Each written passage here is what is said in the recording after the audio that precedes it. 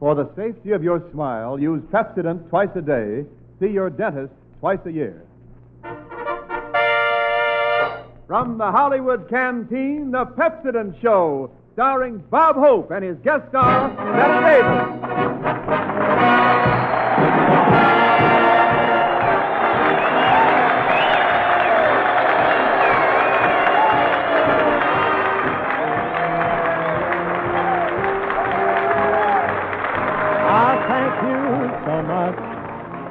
How do you do, ladies and gentlemen? This is Bob, Hollywood Canteen Hope, telling you soldiers to use Pepsodent whether your mouth has a lot or a few, and even though your toothbrush may be GI, your teeth will never be PU. Well, here we are back in Hollywood, and you should have seen the reception I got at the railroad station. What a crowd. One guy insisted on putting me on his shoulders and carrying me for blocks and blocks. I finally said, gee, you certainly are a fan without equal. And he said, no, I'm a cab driver without tires. And as soon as Skinny Ennis arrived in Hollywood, he went right over to the Red Cross blood bank to make a donation, but a terrible thing happened. On his way over, a mosquito bit him and drained him dry.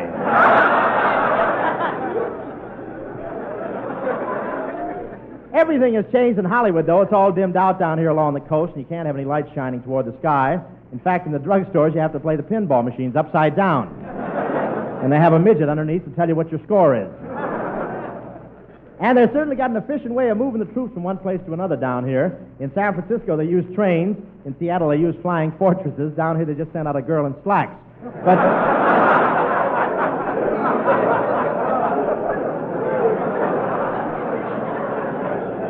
But I'm really glad to be back in Hollywood, and here we are doing the first broadcast in the Hollywood Canteen. Boy, this is really a marvelous place. Any enlisted man can come in here, be entertained by the top Hollywood talent, and get free food served by Hollywood beauties. One soldier had a big turkey dinner here. Then he danced with Dorothy Lamour and spent the rest of the evening sitting on Hedy Lamar's lap.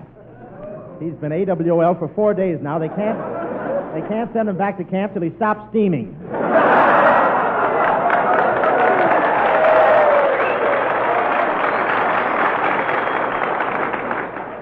And it's so crowded that if a soldier wants to play the radio, he has to squeeze past Lana Turner, Hedy Lamarr, and Betty Grable just to put it on. In 5 minutes, I heard 148 different programs. But can you imagine all those beautiful hostesses and only servicemen are allowed? I know one guy who got dressed up in a uniform so that he could get into the canteen, but they knew he was a fake because the uniform fitted him. So they threw me out. And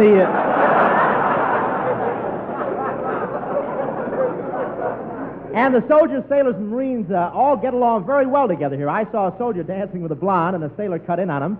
Then a Marine cut in on the sailor, and it was all done in an orderly military manner. In fact, the bodies were dragged off the floor in a column of three. One of the soldiers here danced with a fat girl the other night, and when he wanted her to stop dancing, he didn't smile at her and say, "Should we stop dancing, miss?" He just stood at attention and shouted, "Company, halt!"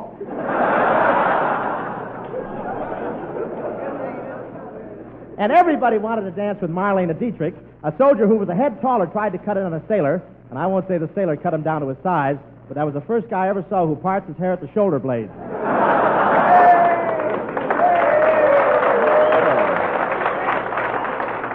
And I want to tell you, there's certainly a lot of strong soldiers hanging around the canteen here. I walked in with a blonde on one arm and a brunette on the other. 2 minutes later, no blonde, no brunette, no arms.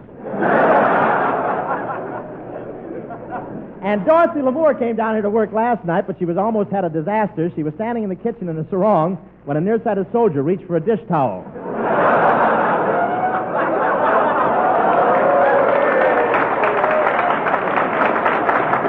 And now, Wen Niles. Step in, Wen. Say, Bob, doesn't it feel great to be back here in Hollywood? Oh, it certainly does, Wen. Hey, I'll bet you got a great welcome when you went down to Paramount. Oh, what a welcome. You've seen that big red carpet that they roll out for the stars? Yeah? Did they roll it out for you? Certainly. Then the producer turned to me and said, "I'm glad you're back, Hope. Now go get the vacuum."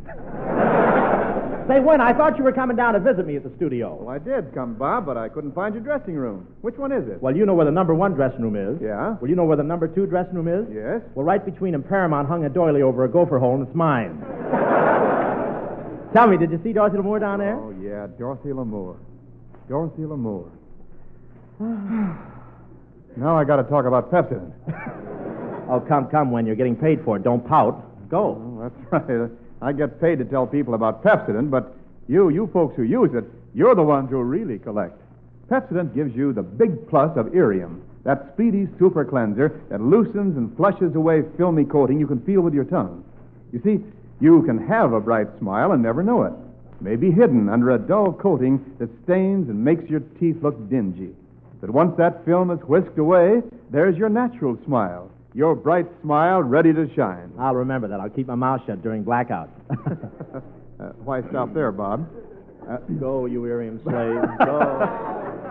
But seriously, give Pepsodent a chance to show you how bright your smile can be. Give that cool, refreshing flavor of Pepsodent a chance to wake up your taste and let you know your teeth are clean, bright. And you'll know that they are just by the feel of them. So, tell you what to do. You know that empty metal tube you've been saving? Take it to your store tonight. Doesn't matter what kind of an old tube you take to the store. The important thing is to bring back a tube of Pepsodent toothpaste. And here's Frances Langford, ladies and gentlemen. Here she is.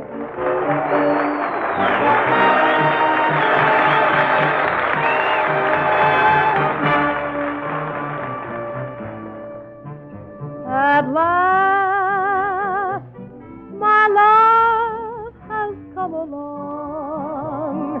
My lonely days are over, and life is like a song. At last, the skies above are blue. My heart was wrapped in clover the night I looked at you. I found a dream that I can speak to, a dream that I can call my own.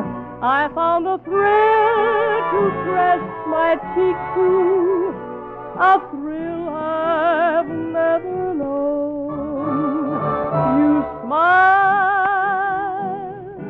and then the spell was cast, and here we are in heaven, and you are mine at last.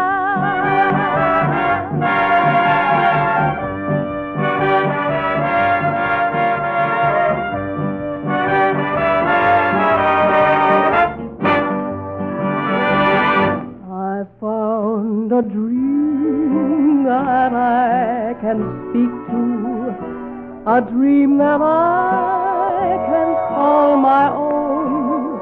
I found a thrill to press my cheek to, a thrill I've never known. You smile, and then the spell was cast, and here we are in heaven, for you are mine at last.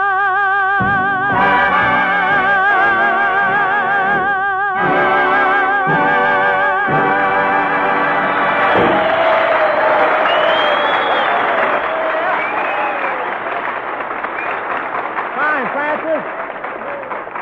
That was Frances Langford singing at last. And now, ladies and gentlemen, I am proud to present one of the foremost actresses of our time and the president of the Hollywood Canteen, Miss Bette Davis. Thank you. Thank you, Bob. That was the most flattering introduction. Are you sure I deserve it? Well, you certainly do, Betty. You're all the things I said about you and more. Really, it's a pleasure to meet someone in my own class.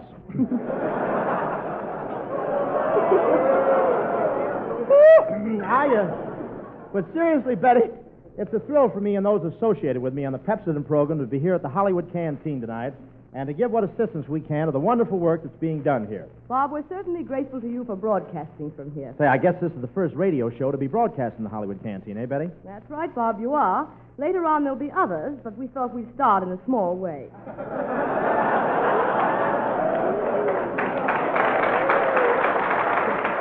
Now, wait a minute. I'm a big name. Yes, and I know what it is, but let's be friendly.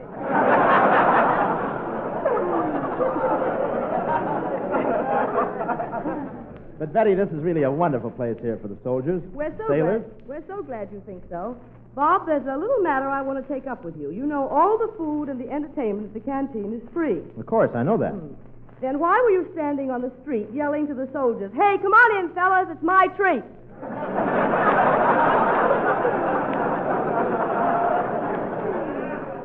Well, I left the tips for all of them. And Pepsodent caps are hard to get now. But tell me, Betty, how did this Hollywood Canteen get started? Well, actually, Bob, local number 47 of the Musicians Union had an idea to have a canteen fashioned after the American Theater Wing stage door canteen in New York. They invited all the other guilds and unions of the entertainment industry in Hollywood to join forces. They did, and we formed this organization called the Hollywood Canteen. Oh, it's swell. Now, I bet the enlisted men have a lot of fun here, Betty. They seem to, Bob. One soldier who spent the evening here last week came up to me when it was all over and said he'd had such a good time he wished he could take this whole place back to camp with him. Gee, that was certainly nice of him. Yes, the MPs caught him half a block from here with 9 pieces of silverware and Lana Turner. By the way, Bob, I understand you've been doing some wonderful work selling bonds. That's right, Betty. I've been offering to kiss every movie star who bought a $500 bond. That's wonderful. How many have you sold? One, and Boris Karloff wants his money back.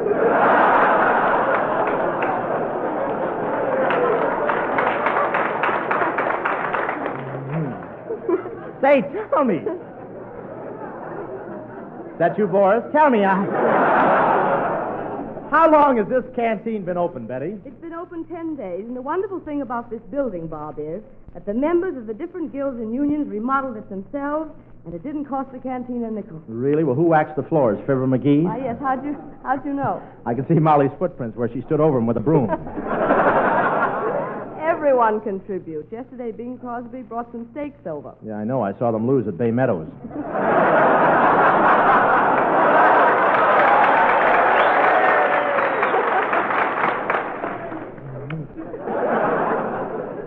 Tell me, does my old girlfriend, Hetty Lamar, show up here much? Oh, yes, Bob, but I always thought your girlfriend was Madeline Carroll. Oh, yes, she's one of the mob. But, you know, in my last picture, I had about 25 love scenes with Madeline. Yes, she told me. I know you'll be glad to hear she's feeling better now. Oh, you must have your little joke. What else can I get on this program? Step out from behind the net and you'll find out. But say, how about going out with me tonight after the broadcast's over, Betty? Well, I'm afraid I'm too busy, Bob. You know, these are busy days for all girls. Yeah, you know, women are doing a million things nowadays. They're riveting, welding, taking care of gas stations.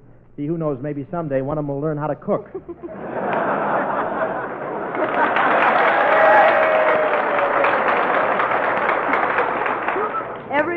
Every day, Bob, women are proving they can do anything men can do. There are even women driving taxis. Yeah, I had a lot of trouble with one of those women taxi drivers last night. What was the matter? She wanted me to sit in the back. You know, even gas stations are putting on girl attendants now. Yes, I'll bet they're very efficient, too, Bob. Say, Betty, I have an idea. Let's do a little sketch for the folks. You be the girl attendant at the gas station, I'll drive into my car. All right, Bob, let's go.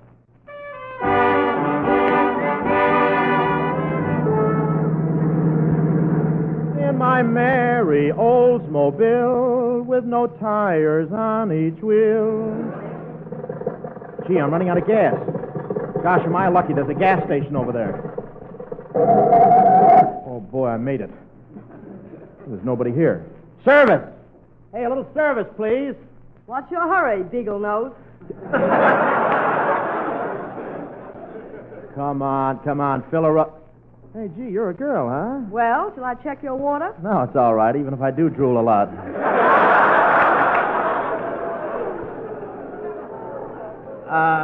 By the way, kid, what do you think of this wagon I'm driving? It's got a hopped-up motor and a driver to match. Come on, tell me, what's the trouble? Well, one of my brake rods is busted. I burned out my bearings, and my crankcase is in terrible shape. Oh, you poor boy. How do you manage to walk? Say, this left rear tire's kind of worn. Want me to examine it? Okay. I must remember to get my nails shortened. Oh, that's all right. I can always pick up another tire. I've got a Tommy gun. Just a minute. I'll spray your windshield. What makes you think I got a windshield? And get me a towel.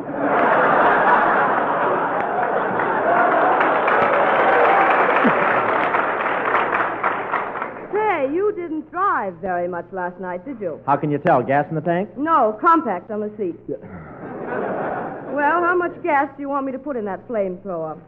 Well, give me about 5 gallons. Okay. I'm sorry, it'll only take 3 gallons. 3 gallons, are you sure? Of course, just look, it's so full I can't get the radiator cap back on. Oh, brother, you're really fixing me up fine. Say, what happened to the guy that used to work here? You mean that guy with flat feet, fallen arches, asthma, rheumatism, and lumbago? Yeah? They drafted him as a commando. Say, I just noticed. Where'd you get that shiner? Oh, I went driving with a girl who works at Douglas. Swing shift? Yeah, she swung before I could shift.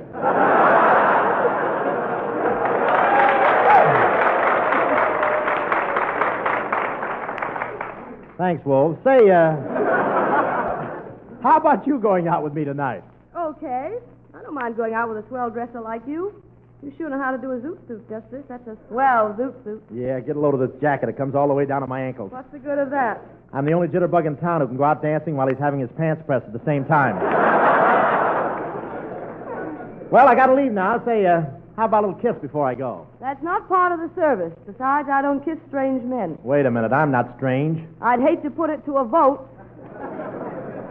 Oh, come on. Just to show there's no hard feelings. Well, all right. I'll give you a real kiss. There. How was it? They're certainly freezing a lot of things these days. Yeah.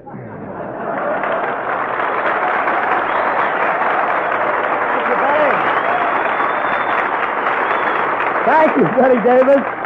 And I wish you all the luck in the world, to you and the Hollywood Canteen. Keep up the grand job you're doing. And now, Skinny Ennis singing Kalamazoo.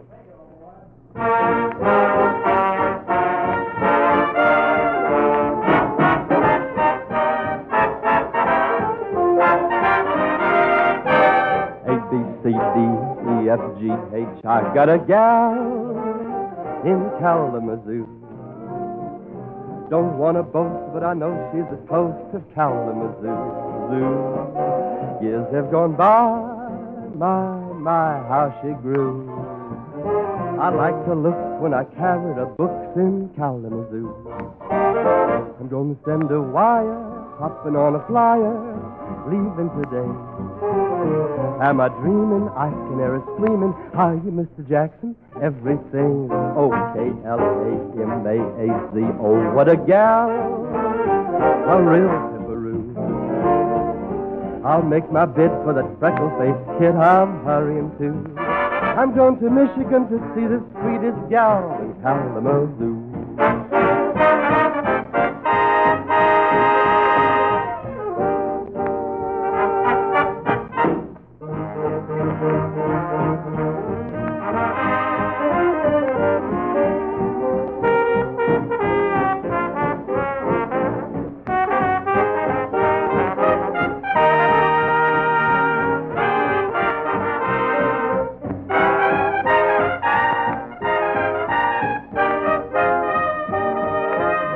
Got a wire, hopping on a flyer, leaving today. Am I dreaming? I can hear her screaming. Hi, Miss Jackson. Everything is okay. L-A-M-A-Z-O-O. What a gal. A real pipperoo. I'll make my bid for the freckle-faced kid I'm hurrying to. I'm going to Michigan to see the sweetest gal in Kalamazoo.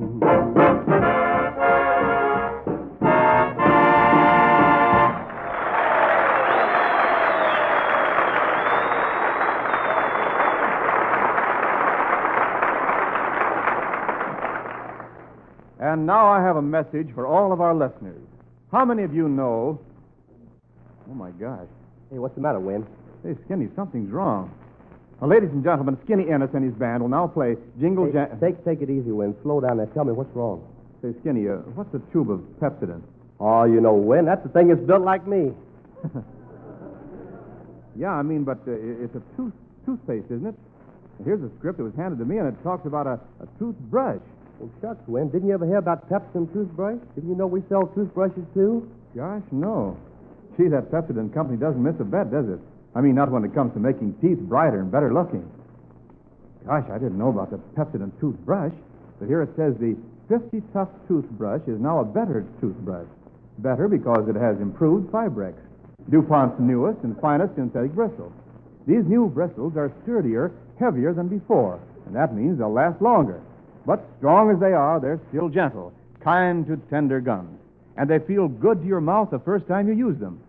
And did you know this new Pepsodent 50 Tough toothbrush carries the Good Housekeeping magazine seal of approval? Well, it does, and that means you can buy it with complete confidence. So tonight, folks, go out and get a new Pepsodent 50 Tough toothbrush. Gee, isn't it funny I didn't know about that toothbrush? I thought we were only selling toothpaste and tooth powders.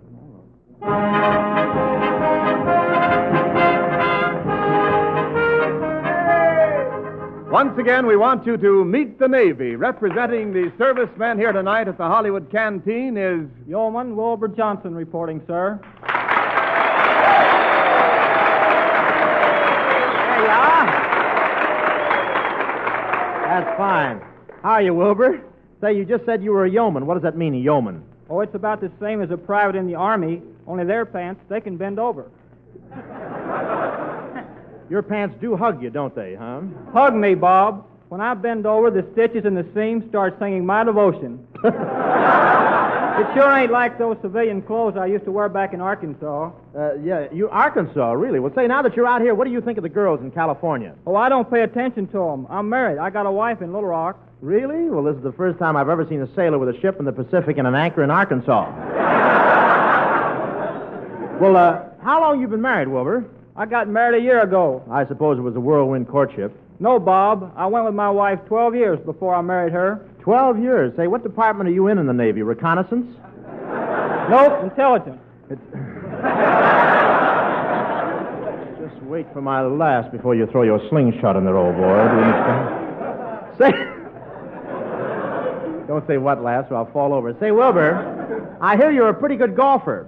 Well, I certainly like the game, Bob. I understand you play a lot with Bing Crosby. Not anymore. Boy, would you play with a guy who waits till nobody's looking, then picks his ball up and throws it toward the hole? Of course not. Neither will Crosby.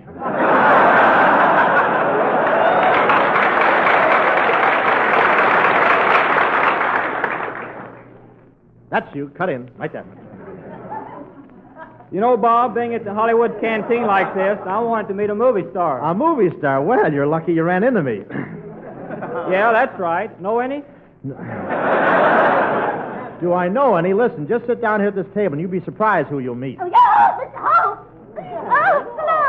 sailor boy. I understand you wanted to meet some of the other people on the show, and here I am. Pleased to meet you, Mr. Colonna. The idea of saying I look like Mr. Cologne, I won't stand for it. And neither will I. You don't understand. I'm Vera Vague. Pleased to meet you. What outfit you with? Mr. Hope, what's the name of this handsome hunk? Why, Miss Vague, this is Will Johnson, yeoman, 3rd class. Oh, listen, brother, he's a man. As far as I'm concerned, that makes him 1st class.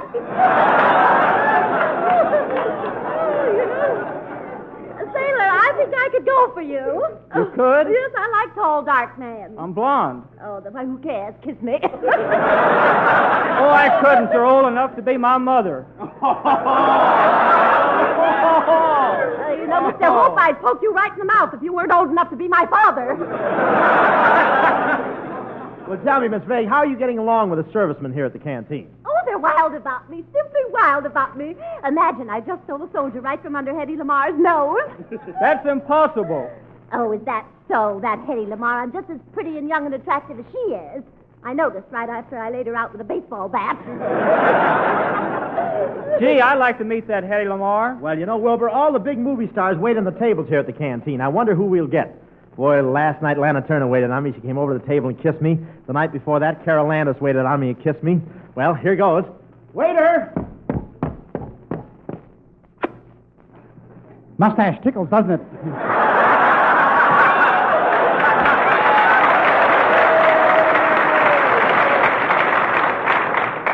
Oh, so you're the waiter. Do we have to pay for our meal, Colonna? No, we serve all soldiers free. What about me? Veterans of the last war serve free, too.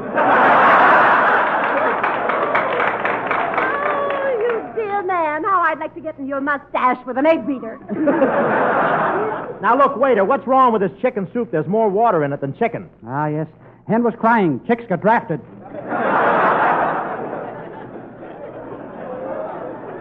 Furthermore, Kelowna, I have another complaint to make. This steak is as tough as shoe leather. Well, that's ridiculous, Hope. That steak is not as tough as shoe leather. It's soft and tender and, well, maybe it is as tough as shoe leather. Kelowna, how come you suddenly changed your mind and agreed with me? Well, I just looked down and I'm barefoot. Now, what do you have? Oh, Professor, I don't know what to order. What would you suggest to keep my figure trim? Meat cleaver. Well, I'll go back in the kitchen and get your order. All right, and hurry it up, Kelowna. Oh, look, Wilbur, here comes Skinny Ennis. Hiya, Skin. Hello, Bob. Skinny, I want you to meet Wilbur Johnson, yeoman, 3rd class. Wilbur, this is Skinny Ennis, human, 4th class. Hiya, Muscles. Boy, you should see these two guys standing side by side, folks. They look like a couple of strands of spaghetti in search of a meatball. Well, shake hands, Bob. We found one.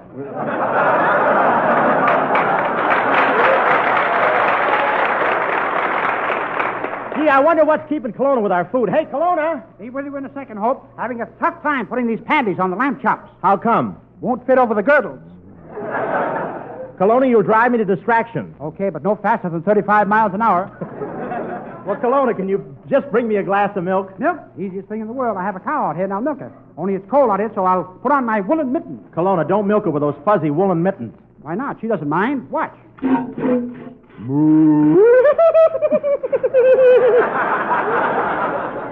Very interesting. Very interesting. Care for a milkshake?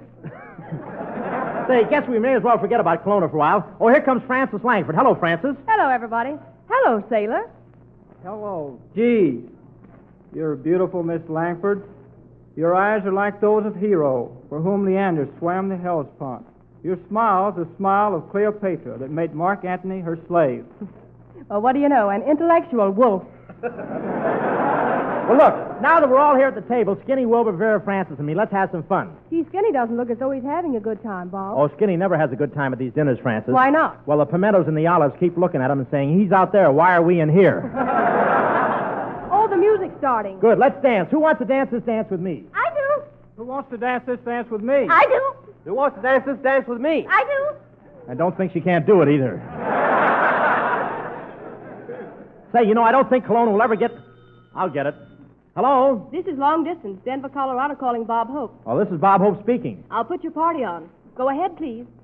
Hello, Hope. Yes, Kelowna? Which one of you ordered that Denver sandwich?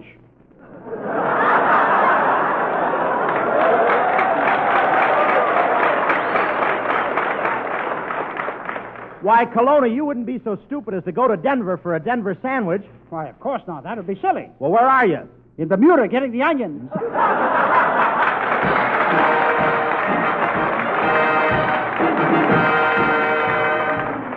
All thanks for the memory, Miss Bette Davis, Queen of Hollywood's Canteen. Each soldier saying Flying Man and Leatherneck Marine. Do thank you so much, and thanks for the memory, you folks who never shirk to make this project work.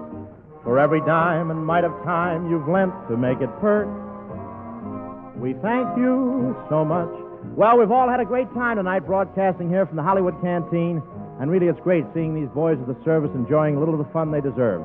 Next week, we'll be back at the same time broadcasting for the boys down at Camp Elliott in San Diego. Good night, everybody, and greetings to the boys at the Harbinger Aerial Gunner School down there in the lower Rio Grande Valley, listening tonight over KRGV. Good night, everybody.